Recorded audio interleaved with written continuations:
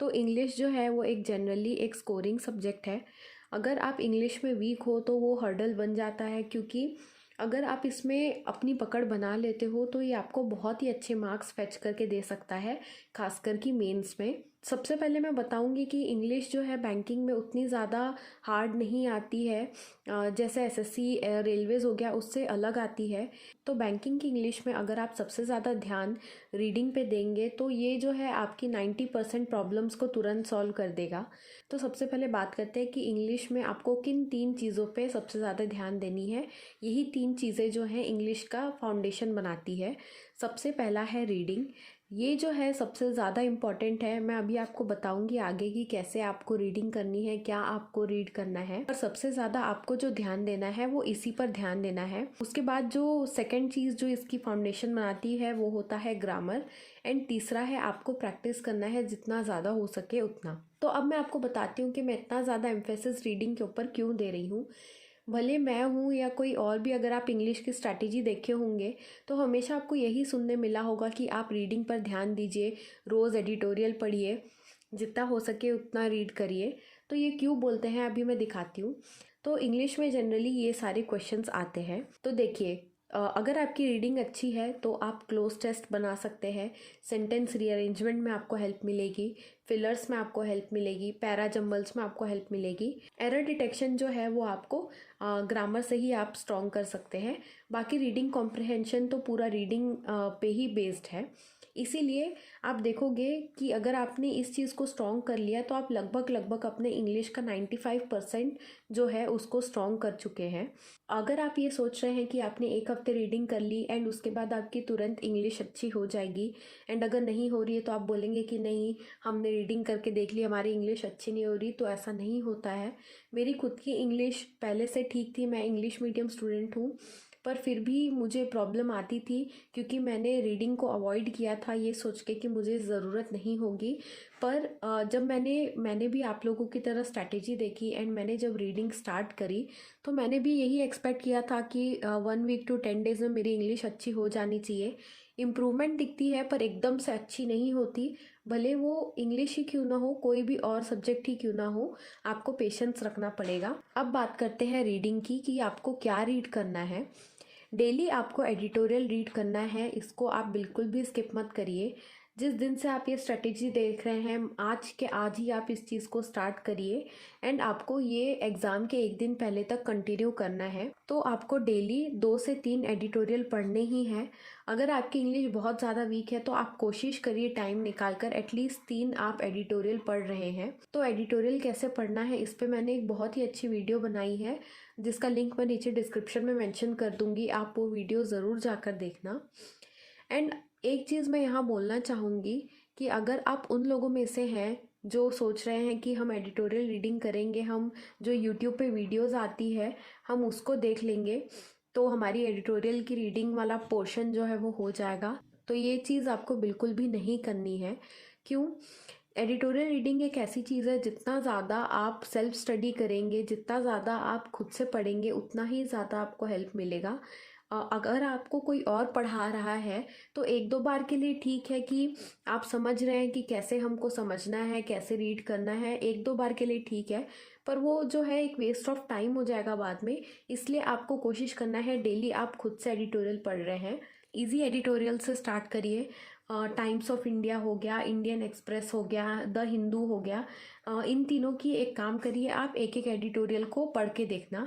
जिसका लैंग्वेज आपको सबसे इजी लगता है आप उससे स्टार्ट कर सकते हो। उसके बाद आपको क्या करना है, रीडिंग कॉम्प्रिहेंशन के जो क्वेश्चंस आते हैं उसको आपको सॉल्व करना है। सिर्फ आप एडिटोरियल पे डिपेंडेंट ना होकर अगर आप इस चीज़ को भी ऐड करोगे तो आपको बहुत ज़्यादा फ़र्क दिखेगा। रीडिंग कॉम्प्रिहेंशन आप कहाँ से कर सकते हो, बहुत सारे सोर्सेस अवेलेबल हैं ऑनलाइन, आगे मैं आपको बताऊंगी। स्मार्ट कीड़ा हो गया, गाइडली हो गया, बहुत सारे मॉक टेस्ट जिसके आपने मॉक्स परचेज किए होंगे, सेक्शनल टेस्ट में मिल जाता है। टॉपिक वाइज टेस्ट जो क्विजेज होती है आरसीज की वो भी आपको फ्रीली भी बहुत सारी जगह मिल जाएगी। तो आपको क्या करना है, डेली एटलीस्ट 2 आरसी को सॉल्व करना है। पहले आप क्या करेंगे, अगर आपकी इंग्लिश बहुत ज़्यादा वीक है तो आप पहले प्री लेवल की आरसीज को सॉल्व करना स्टार्ट करेंगे। उसमें भी जो इजी वाले हैं उससे स्टार्ट करिए। उसके बाद धीरे धीरे आपको क्या करना है, अपना लेवल बढ़ाना है। एंड जब आपको लगे कि आपका रीडिंग इम्प्रूव हो गया है एंड आपकी इंग्लिश थोड़ी बहुत इम्प्रूवमेंट दिख रहा है आपको, तब आपको क्या करना है, मेंस लेवल आरसी को स्टार्ट करना है। अब बात करते हैं हम ग्रामर पोर्शन के ऊपर। तो देखिए, एक चीज़ मैं आपको बताऊंगी कि जब आप रीडिंग पे सबसे ज़्यादा ध्यान देंगे, उसके क्वेश्चंस बनाएंगे, पूरी तरीके से उसमें परफेक्ट हो जाएंगे, आपको जब इंग्लिश अच्छे से समझ में आने लगेगी, तब आप अपने आप एक फ़र्क देखेंगे कि आपकी ग्रामर भी अपने आप थोड़ी बहुत इम्प्रूवमेंट आपको दिखने लगेगी। जैसे मैं आपको बताती हूँ, अगर आप जैसे मान लीजिए आपने एरर डिटेक्शन के क्वेश्चन बनाने स्टार्ट किए, तो उसमें क्या हुआ, अगर आपकी रीडिंग अच्छी है तो जैसे 4 पार्ट्स में डिवाइडेड रहता है सेंटेंस, तो आपको अपने आप पता चल जाएगा कि कहीं ना कहीं यहीं कहीं एरर है। क्यों? क्योंकि आप रीडिंग करेंगे तो आप ये जो सेंटेंस है उसको पढ़ने की आपको आदत हो जाएगी, तो आपको समझ में आ जाएगा कि इस सेंटेंस में कुछ तो भी गलत है। तो बहुत चांसेस होते हैं कि आपको ये भी ईजी पढ़ने लगता है, आप एरर्स भी ईजिली डिटेक्ट कर पाते हैं। हालांकि अगर आपको ऐसा लगता है कि नहीं, हमें ग्रामर बहुत ज़्यादा वीक है, हमें इसके ऊपर भी वर्क करना है, तो आप एक काम कर सकते हो, 120 रूल्स ऑफ ग्रामर जो बुक आती है, ये निमिषा मैम की बुक है, इसका पीडीएफ आपको मेरे टेलीग्राम चैनल पर मिल जाएगा।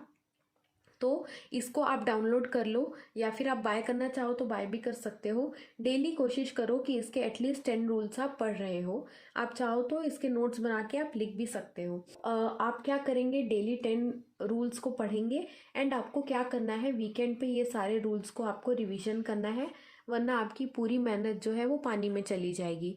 रिवीजन जो है वो सबसे ज़्यादा इम्पॉर्टेंट होता है। इसके बाद आपको क्या करना है, अगर मान लीजिए अगर आपको इस पे टाइम नहीं देना है तो आप क्या कर सकते हो, आप मॉक टेस्ट दे रहे हैं, सेक्शनल टेस्ट दे रहे हैं एंड क्विजेस जब आप दे रहे हैं, तो कई बार क्या होता है, उसमें ऐसे कई क्वेश्चंस होते हैं जो आपने अटेम्प्ट नहीं किए, जिसका आंसर आपको नहीं पता चल रहा था।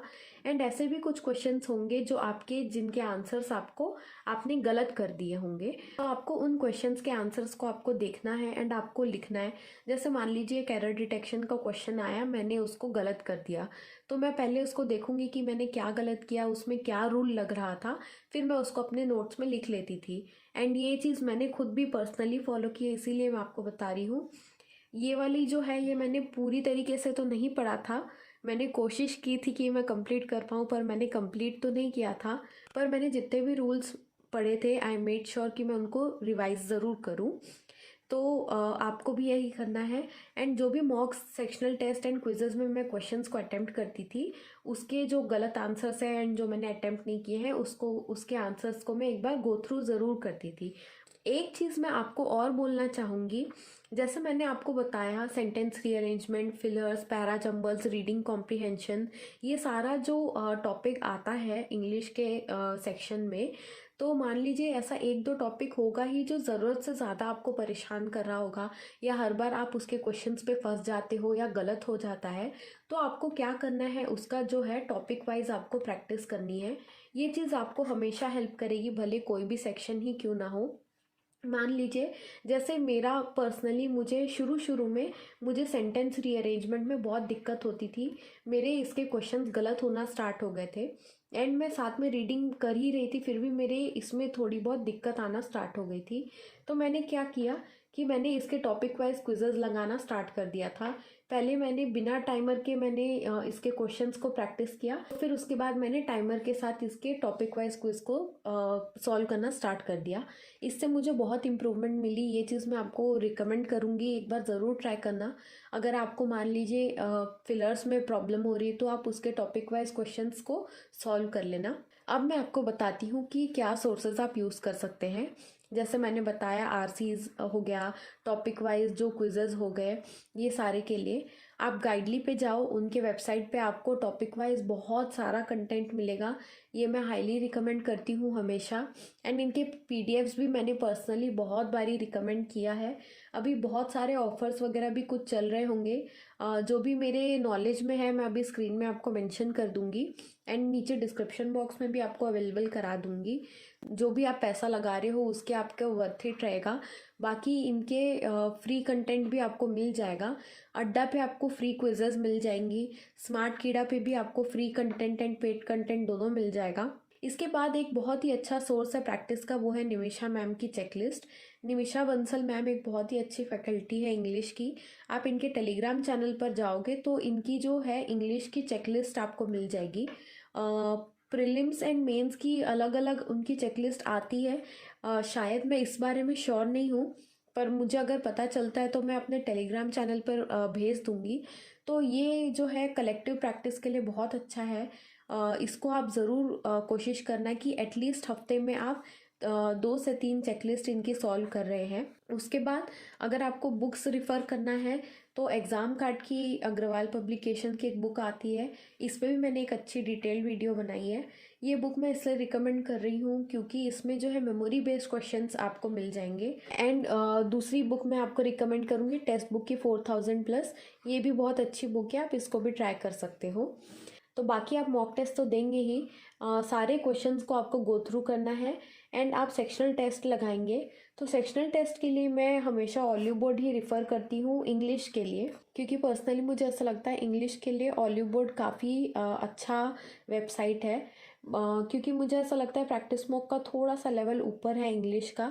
जब मैं प्रिपरेशन करी थी एटलीस्ट उस टाइम पे, इस साल का मुझे उतना आइडिया नहीं, आप मुझे कमेंट करके बताना कि इंग्लिश की लेवल एग्ज़ाम रिलेवेंट और कौन सी लगी आपको।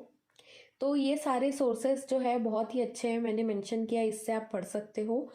बाकी ये जो स्ट्रैटेजी मैंने आपको बताई ये ज़रूर फॉलो करना।